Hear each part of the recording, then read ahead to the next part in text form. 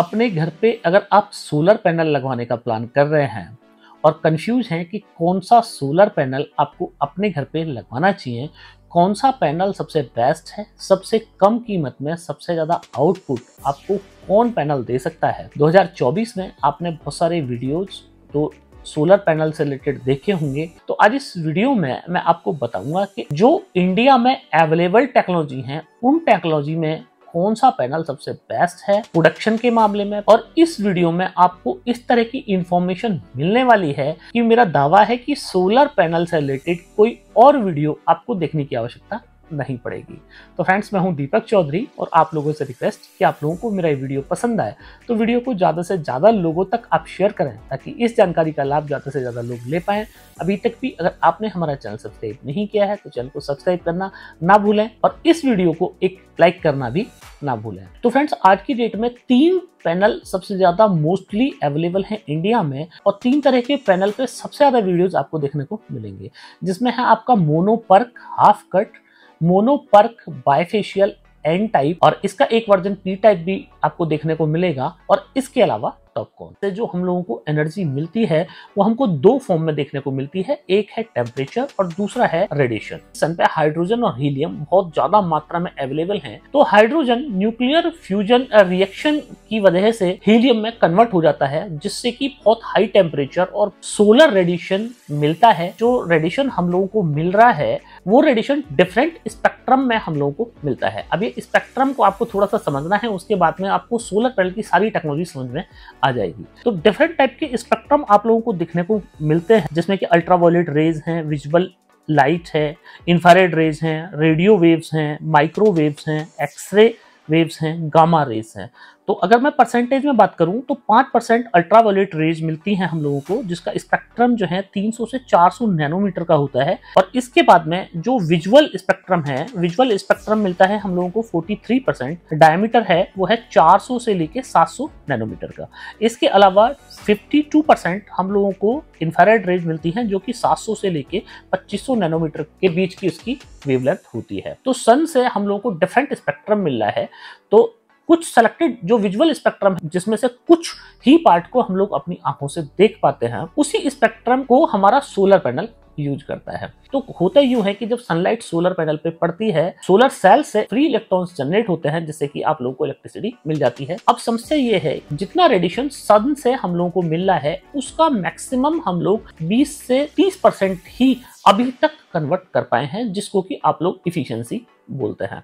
तो आपने देखा होगा कि सोलर पैनल के बारे में बहुत सारे वीडियोस में आपने देखा होगा कि लोग बताते हैं कि उसकी पैनल की इफिशियंसी इतनी है, इस पैनल की इफिशियंसी इतनी है। तो इफिशियंसी वर्ड का मतलब यहाँ पे ये है कि अगर 1 मीटर लंबाई और 1 मीटर चौड़ाई के साइज में, मतलब 1 मीटर पैनल लंबा है और 1 मीटर पैनल चौड़ा है, तो इस साइज में हम लोगों को अगर 1000 वॉट मिले तो वो इफिशियंसी 100% इफिशियंसी मानी जाएगी। वो इतना ही कन्वर्जन क्यों हो पाता है, उसका रीजन ये है कि जो हमारा सोलर पैनल है वो सेलेक्टेड ही जो स्पेक्ट्रम है उस स्पेक्ट्रम की रेडिएशन से हम लोगों को एनर्जी बना के दे रहा है। तो अगर 26% में इफिशियंसी की बात करूं तो आप ऐसे समझ सकते हैं कि सोलर पैनल से हम लोगों को 100 एनर्जी मिल रही है, पर उसका जो कन्वर्जन हम लोग कर पा रहे हैं वो मात्र 26% ही कर पा रहे हैं। अब इसमें दिक्कत क्या है? इसमें दिक्कत यह है कि जब सोलर पैनल का आप स्ट्रक्चर देखेंगे तो सोलर पैनल का स्ट्रक्चर में यह है कि सबसे पहले उसके ऊपर ग्लास होता है, ग्लास के बाद में सोलर सेल्स लगे होते हैं, उसके पीछे एंटी रिफ्लेक्टिव लेयर लगी होती है, उसके पीछे फिर बैकशीट लगी होती है। कुछ जो स्पेक्ट्रम है उनको तो जो ग्लास है हमारा सोलर पैनल के ऊपर लगा हुआ है वही रिफ्लेक्ट कर देता है, और जो रेडिएशन है उसके पीछे एंटी रिफ्लेक्टिव लेयर लगी होती है पैनल के लास्ट में, उस लेयर से टकरा के बेकार हो जाती है। तो साइंटिस्टों ने दिमाग ये लगाया कि क्यों ना ऐसा हो कि 20% हम रेडिएशन को तो इलेक्ट्रिकल रेडिएशन में हम लोग कन्वर्ट कर पा रहे हैं, हमारा जो सेल है वो उस सेलेक्टेड स्पेक्ट्रम से तो एनर्जी बना रहा है, पर जो 80% है उसको भी अगर दोबारा हम लोग सोलर सेल्स में भेज दें तो एनर्जी हम लोगों को ज्यादा मिल जाएगी। तो इसमें क्या किया गया कि सोलर जो सेल है, सोलर सेल के पीछे एक, आप ऐसा समझें अपनी नॉलेज में कि एक ग्लास लगा दिया गया। अब ग्लास का काम यह है कि पहले डायरेक्ट सनलाइट सोलर सेल्स पे पड़ी, सोलर सेल्स ने उससे जो फ्री इलेक्ट्रॉन्स हैं वो फ्री कर दिए, एनर्जी आप लोगों को मिल गई। जो बची हुई रेडिएशन था वो उसके पीछे जो ग्लास की लेयर लगाई गई, उस ग्लास की लेयर से वो टकरा के वापस फिर सोलर सेल में पहुंच गया। तो इसका मतलब ये हुआ कि सोलर सेल्स को इलेक्ट्रॉन्स को फ्री करने के लिए एक चांस और मिल जाता है। अब ये दूसरे चांस में क्या है कि 5%, 10% या 15% तक ज्यादा एनर्जी वो सेम सेल ही बना लेता है। तो इसके पीछे ये जो लेयर लगाई गई, जिसको मैं ग्लास मैंने आप लोगों को बताया, इसको पैसिवेशन लेयर बोलते हैं। और इस तरह की टेक्नोलॉजी को पर्क टेक्नोलॉजी बोला जाता है, जिसको बोलते हैं पैसिवेशन इमिटेड रियल कॉन्टैक्ट। तो ये टेक्नोलॉजी बहुत ज्यादा प्रचलित हुई और इसी टेक्नोलॉजी का जो अपग्रेडेड वर्जन बनाया गया वो बनाया गया मोनोपर्क बाइफेशियल। तो मोनोपर्क बाइफेशियल में क्या है कि वो डबल जंक्शन उसमें बना दिया गया। अब सोलर सेल्स को आप ऐसे समझिए कि दो लेयर होती हैं, एक लेयर है थिक लेयर और एक है थिन लेयर।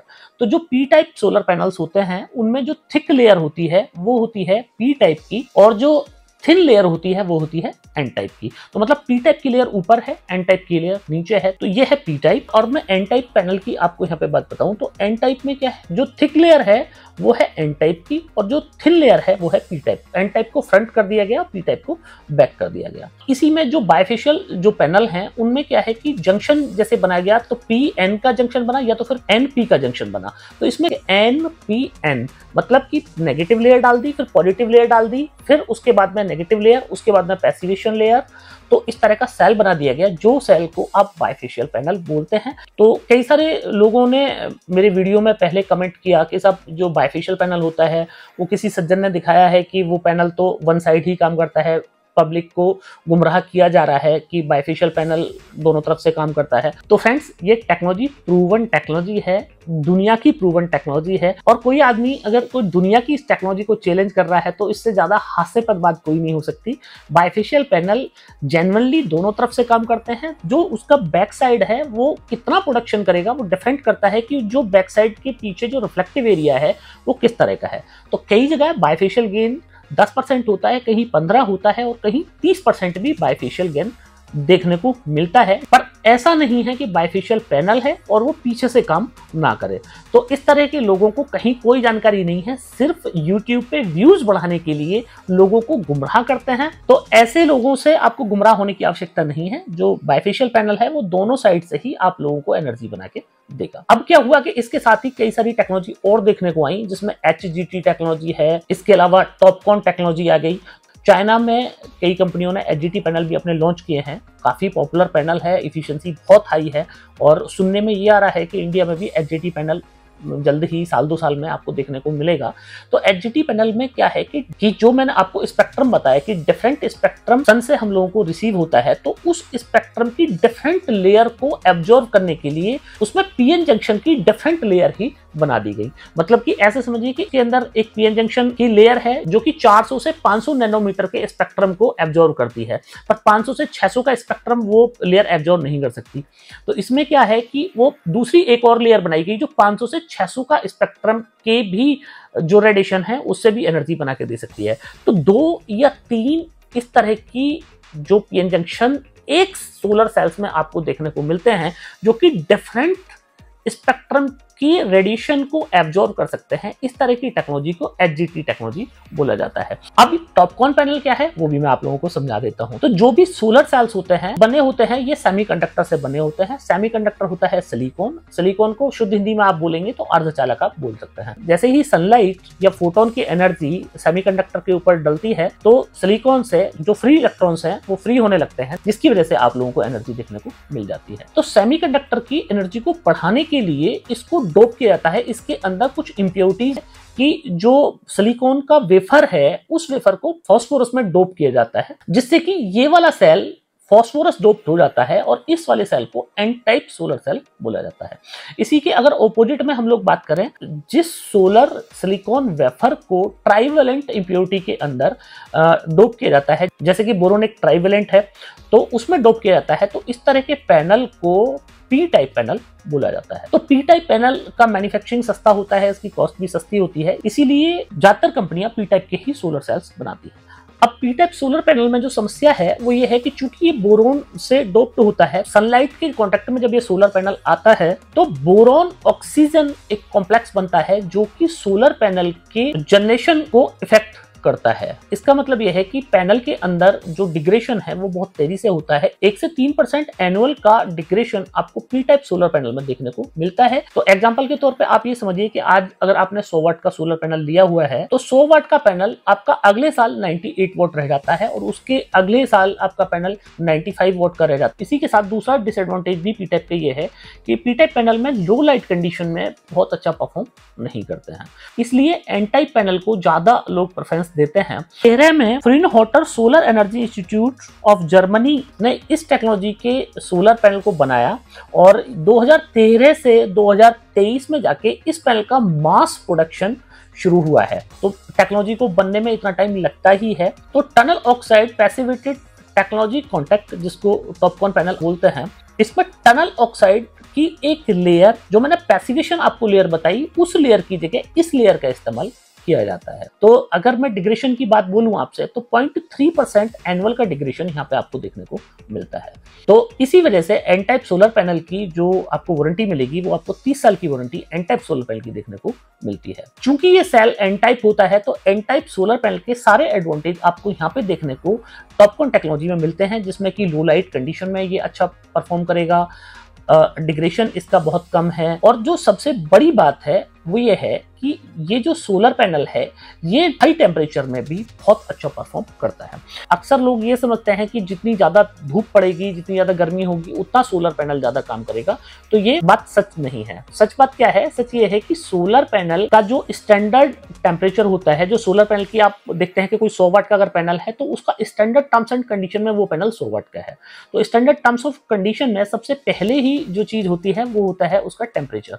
तो इसका जो टेम्परेचर होता है वो होता है 25 डिग्री। तो 25 डिग्री सोलर सेल के टेम्परेचर की मैं आप लोगों को बात बता रहा हूं कि अगर सोलर सेल्स का टेम्परेचर 25 डिग्री है तब वो पैनल 100 वाट का आउटपुट दे रहा है। स्टैंडर्ड टर्म्स कंडीशन में और भी कई चीजें मैटर करती हैं, पर वीडियो काफी बड़ा हो गया है और तो उस पर अभी बात नहीं करते हैं। अगर आप मुझे कमेंट करेंगे तो मैं अगली वीडियो में आपको वो पूरी स्टैंडर्ड टर्म्स कंडीशन भी बताऊंगा कि क्या होता है सोलर पैनल की। तो जैसे जैसे सोलर सेल्स में टेम्परेचर बढ़ता है वैसे वैसे 0.3% का डिग्रेशन पर डिग्री सेल्सियस आपको देखने को मिलेगा। तो मतलब इसका मतलब यह है कि अगर हमारा जो एम्बिएंट टेम्परेचर है, माना कि एम्बिएंट टेम्परेचर है, मैं अपने घर के बाहर खड़ा होता हूं तो मेरे जो चारों तरफ का टेम्परेचर है वो है हमारा 40 डिग्री या 45 डिग्री, पर इसका मतलब ये नहीं है कि सोलर पैनल का भी टेम्परेचर उतना ही होगा। सोलर पैनल का टेम्परेचर ज्यादा होगा हमारे एम्बिएंट टेम्परेचर से। एग्जांपल के तौर पे ये समझ सकते हैं आप कि एक कार है और कार के बाहर उतना टेम्परेचर नहीं होता अगर कार धूप में खड़ी है जितना कि कार के अंदर होता है।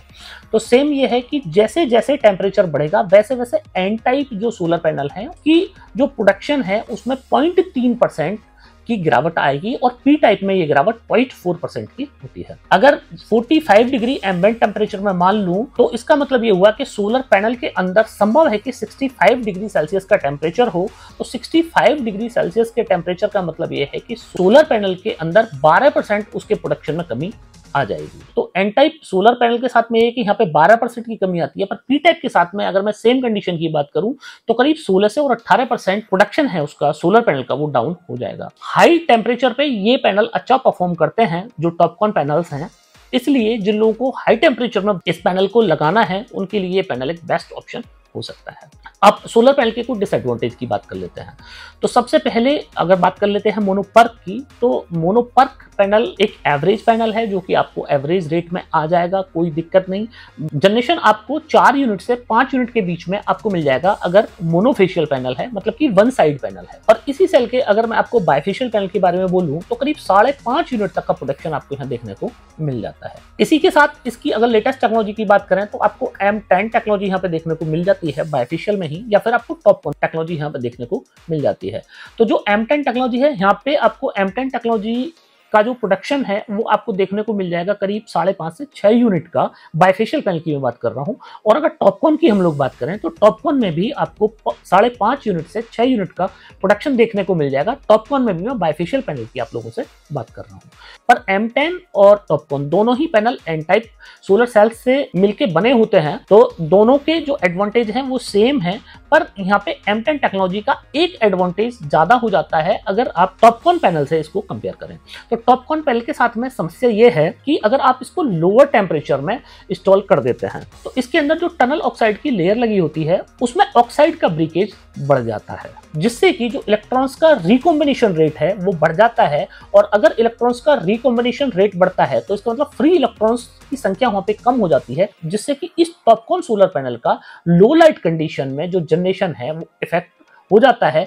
2 से 3% भी इसका जो प्रोडक्शन है वो इफेक्ट हो सकता है। जबकि आप M10 टेक्नोलॉजी की बात करें, यहाँ पे आप लो से लो वेदर कंडीशन में भी इस पैनल को इंस्टॉल कर देंगे, इसमें प्रोडक्शन की कहीं कोई समस्या आपको देखने को नहीं मिलेगी। अब बात कर लेते हैं फ्रेंड्स लास्ट में प्राइसिंग की कि इन पैनल्स के 2024 में आपको प्राइसिंग क्या देखने को मिलती है। तो 2024 में जो मोनोपर्क पैनल है वो करीब आप 16 रुपए से 18 या 19 रुपए पर वॉट के रेट में आपको मिल जाएगा। सिंगल साइड की बात करें, मोनोपर्क में पी टाइप पैनल भी आज की डेट में मार्केट में बहुत सारी कंपनियों के आ रहे हैं जो 25 ईयर्स में मिलते हैं, उनका रेट भी करीब 20 रुपए वॉट का है। और अगर मैं आपको एन टाइप मोनोपर्क बायफेशियल की बात करूं तो 19 रुपए से 22 रुपए वॉट के बीच में आपको एन टाइप का बायफेशियल पैनल मिल जाएगा। और अगर मैं M10 टेक्नोलॉजी की बायफेशियल पैनल की आप लोगों को बात करूं, यहाँ पे आपको करीब 26 रुपए से लेके और 32 रुपए पर वॉट के रेट में आपको N type M10 bifacial panel देखने को मिलता है। अगर मैं टॉपकॉन टेक्नोलॉजी की बात करूं तो टॉपकॉन टेक्नोलॉजी के जो सोलर सेल्स हैं, क्योंकि इस टेक्नोलॉजी के सोलर सेल्स को बनाने के लिए सेलेक्टेड ही कंपनियां हैं, जिनमें से 90% जो कंपनी है वो चाइना की ही कंपनी है। और इस पैनल की काफी हाई मार्केट में डिमांड है। अगर आप अवेलेबिलिटी की बात करें तो इसकी जो टॉपकॉन टेक्नोलॉजी है, इसकी अवेलेबिलिटी में काफी सारी आपको चैलेंजेस का सामना करना पड़ सकता है। तो बहुत ज्यादा वाइडली टॉपकॉन पैनल इंडिया में अभी अवेलेबल नहीं है। रीजन ये है कि इसका सेल ही अवेलेबल नहीं है।